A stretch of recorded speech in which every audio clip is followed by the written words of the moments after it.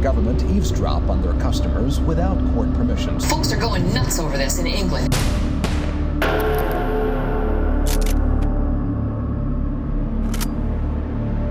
After the 7/7 bombings, the government had to act decisively to prevent violent extremism and stem the rise of Generation Jihad. Just as dealing with any infection, I think it's a generation of treatment to prevent the infection spreading. And I think that will take us probably 20 years.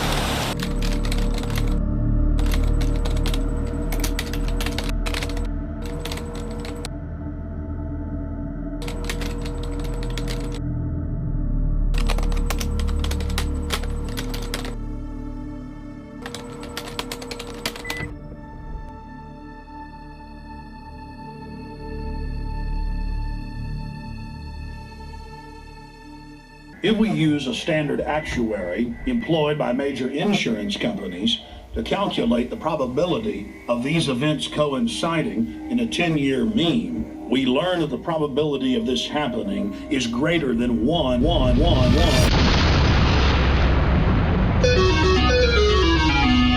Four Lions, a very funny film about four Islamic terrorists. It was made in Sheffield, just like the steel.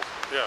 And it was buffoonish. And we had a laughable MI5 making all sorts of mistakes.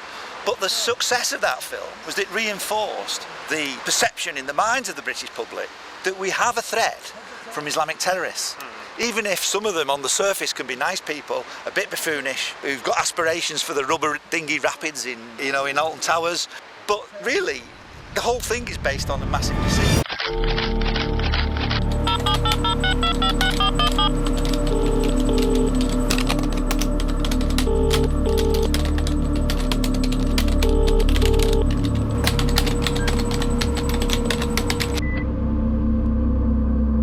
And it's fooling the British public. And the British public need to wake up and realise that it's all part of a mind control system.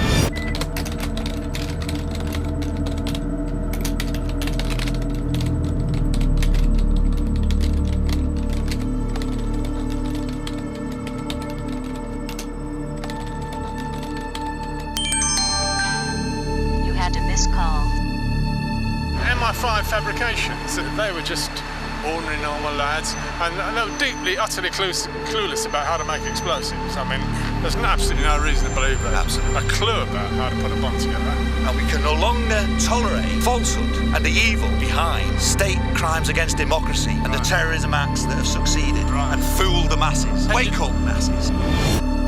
Bloody hell, Nick, the odds of that happening. The number you have reached is not in service. This is a recording.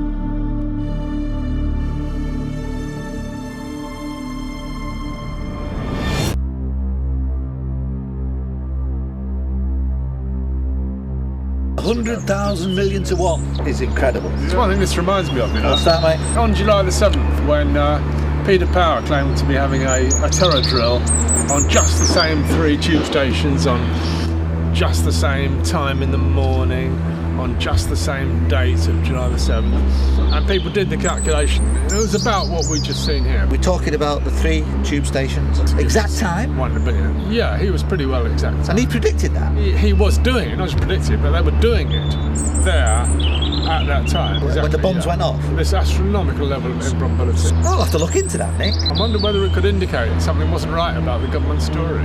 Well, I'm tired of tossing these coins. Let's have a game of cards, Tony. It's a nice summer you're day. Bored now with nice it. Summer afternoon. Yeah, all right. What do you want to play? Well, I like the odd game of Snap now and then. That's my favourite game too. Right. Good shuffle.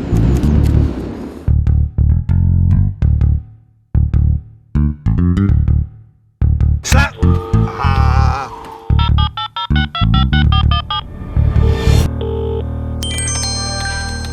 You had a missed call.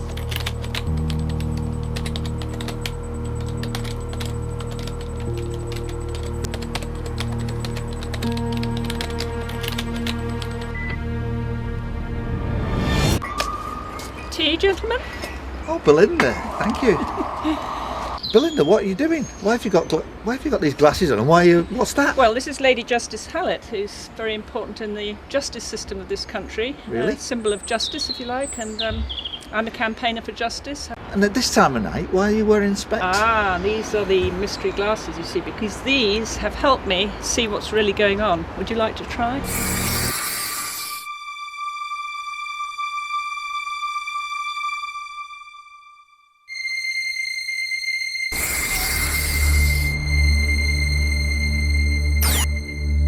Nick, I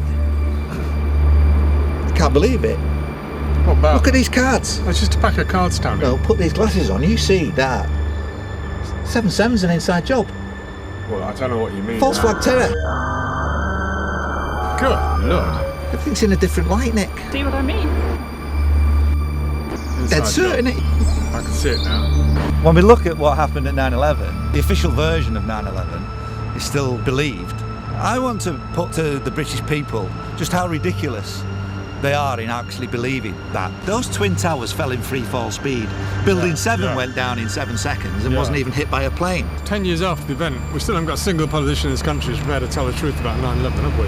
And 9/11 and 7/7 are examples of this new world order at work. We've got to get to the truth. It's only the truth that will set us free.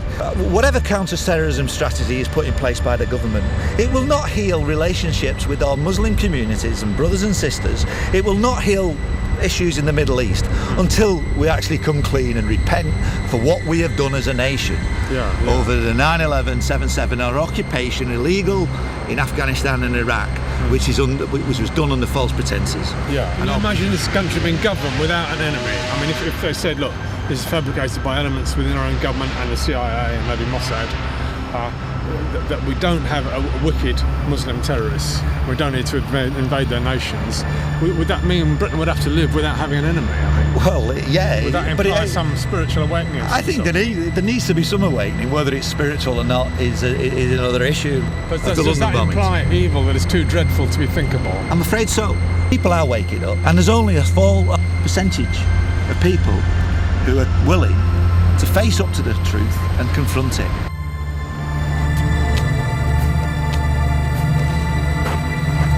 Tony Blair. In 2005, Tony Blair said it would be a ludicrous diversion to have an inquiry into the London bombings. In 2005, Tony Blair said that this was carried out in the name of Islam. This was before there was any evidence to suggest as much. This was actually on the same day. Tony Blair sent us to war in Afghanistan and Iraq based on the lies being the weapons of mass destruction that never were in Iraq. Peter Power, the czar of terror drills. Right after July the 7th, on the afternoon, what did he do? He went on TV saying, oh, fancy that. Today we were running an exercise, and the most peculiar thing was we based our scenario on the simultaneous attacks on the Underground and mainline station. I was doing a terror drill rehearsal with the same 3 underground stations the very same time, 9 o'clock in the morning. So we had to suddenly switch an exercise from fictional to real. Oh, our team had to go live. That's right. You were actually working today on an exercise that envisioned virtually this scenario. Almost precisely. And we chose a scenario with their assistance which is based on a terrorist attack because they're very close to a property occupied by Jewish businessmen. And I've still got the... I was going to say, how extraordinary today must feel for you as it unfolds. You mentioned a few... Ace of Clubs, Sir Ian Blair, Metropolitan Police Commissioner at the time of the London bombings. Ian Blair was famous a few days later after these bombings for saying we have 4 miserable bombers before we even had a clue who had actually done this. He was almost famous for the Charles John Manz's affair where he lied and covered it up. Sir Ian Blair demonstrated his clear prejudicial views by saying the threat from Islamic terrorism is greater than ever, including the Second World War. Kingstar demolition. It was the van parked right next to the 30 bus before it blew up, and it remained there after it blew up. Specialised in controlled demolition. There's no centre in London for Kingstar. It had to come quite a way to be there, and it just looked very, very conspicuous. Jack of Spades, senior police officers. I'm going to mention 3. Andy Hyman profited from, as a Metropolitan Police officer, profited from making a book that was based on the lies of the July the 7th bombings. Sir Norman Betterson, ACPO officer in charge of Prevent, West Yorkshire Police former officer, talking on BBC Generation Jihad about a generation of jihadists based on the lies of the London bombings. And Meredith Hughes, my own former chief constable at the time of the London bombings, well, what had he got to do with it? Well, he was in Gleneagles managing the post-London bombings management strategy. There were hoax bombings in his own police force area just the days prior to and after July the 7th. Richard Jones, key witness for the whole suicide bomber story. He seeded the suicide bomber story the very day after. Actually, there he was on the TV, in the newspapers, giving testimony, claiming that he was on the 30 bus. And he gave impossible, ever-changing stories about Hasib Hussain downstairs, fiddling with his rucksack, and the trousers he was wearing, the appearance was totally different from what we later gathered. And later on, Hasib Hussain was upstairs, not downstairs. Everything was wrong with his story. Came from a Mr. Richard Jones, who claims to have seen a man fiddling with his bag on the bottom floor of the number 30 bus. He described the man he saw as clean-shaven and wearing light brown trousers and a light brown top. So obviously he wasn't talking about Hussain. If he was on the bus, he probably got off just before, as it got into Tavistock Square. He wasn't. I don't think he was on the bus when it blew up. There was screaming all about. All you could see was the 30 on the back of the bus. All you could see was the 30 on the back of the bus. The 30 on the back of the bus.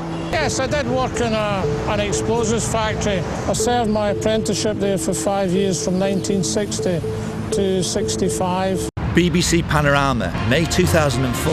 Gavin Hessler, Peter Power, Michael Portillo, to name a few. The template for the London bombings were the dress rehearsal with 3 underground explosions and 1 overground explosion simulated. That was the dress rehearsal of what was to come. Government, intelligence, emergencies, disasters and planning. They are here to give it to us straight. This is the kind of terrorist attack the government repeatedly says is going to happen. Jack Straw is our King of Diamonds, Britain's Foreign Secretary. After the 7/7 event, the terrible London bombings, he comes out and says this event bears all the hallmarks of al-Qaeda. And that becomes a meme that echoes through Whitehall and echoes through the media, okay? And get this, on the Panorama programme, the May previous to the London bombings in 2004, the actor for Britain's Foreign Secretary says exactly the same thing. When the bombers go off in the London Underground in the dress rehearsal on Panorama, this bears the hallmarks of al-Qaeda. Jack of Diamonds, our post-Prime Ministers, 2005. That's none other than Gordon Brown and David Cameron. Why do I name them? 6 years, 7 years on, and we still haven't had a trial to prove who is guilty of the London bombings. We've had a whitewash of an inquiry, and we have a terror threat and a counter-terrorism strategy that is putrid, but it's the responsibility of all Prime Ministers. Rachel North, Queen of Diamonds. She quickly became the main government spokesperson for the London bombings, produced any public event for the media, and she said she was on the front coach of the Piccadilly line. Was she really? Well, she said she had some glass in her wrist from the impact, the implosion of the glass. Did she? Well, hard to find anyone who would confirm that. She was a victim. She gave a public face and a sense of credibility to the official story. 9 of Clubs, the Home Office report, the official count of the London bombings that came out in 2006. 3 things mainly wrong with it. It was anonymous, it was inept, and it was wholly inaccurate. Wait a moment. Let's notice that Home Office report, 1 year after the event, May 2006, still had the 7:40 train. Now, we'd all ascertained it had been cancelled. I actually went up to Luton and made the discovery that that 7:40 train wasn't running that morning. That was the perfect crime conceived, and that was the flaw in the perfect crime. There was no 7:40 train. 1 month after the official government report, the Home Secretary announced in the Commons, he apologised, they got it all wrong, there was no 7:40 train. Gosh, how could they have got all that wrong? Allegedly, the 4 young men turn up there to get on the train. Allegedly, about 7:22, they go through the lower door entrance to Luton Station, and allegedly they get the 7:40 train.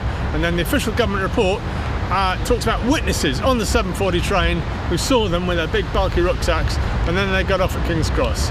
Well, whoops, there wasn't any such train, and all of those trains were delayed at least 25 minutes. and that really threw a spanner in the works, and nobody's now sure what train they got onto. 3 of spades.